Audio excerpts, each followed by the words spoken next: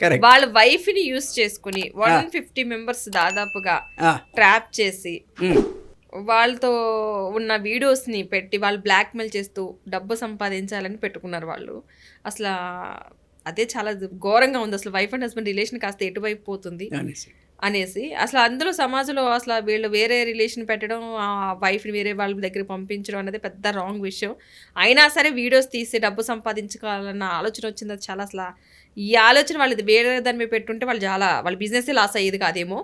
అసలు సమాజం ఎటువైపు వెళ్తుంది, అసలు దీన్ని బట్టి అసలు జనం ఏం నేర్చుకుంటున్నారు, అసలు ఏం జరుగుతుంది అన్నది ఒక క్వశ్చన్ మార్క్. ఎందుకంటే తర్వాత వైఫ్ అండ్ హస్బెండ్స్ ఎవరైతే పెళ్లి చేసుకోవడానికి ఉంటారో వాళ్ళందరూ కూడా ఇది చూసిన తర్వాత వెళ్తే వీళ్ళ రూట్లోకి వెళ్ళొచ్చు, లేదంటే ఈ రూట్ చూసాక చిరాకు రావచ్చు, రెండు ఉన్నాయి. సో అసలు సమాజం ఎటువైపు పోతుంది, అసలు ఎందుకు ఇలా తయారవుతున్నారు ప్రజలు? మంచి పాయింట్ అమ్మా. ఇప్పుడు మనం ఏంటంటే ఇప్పుడు న్యూస్ పేపర్తోని చాలా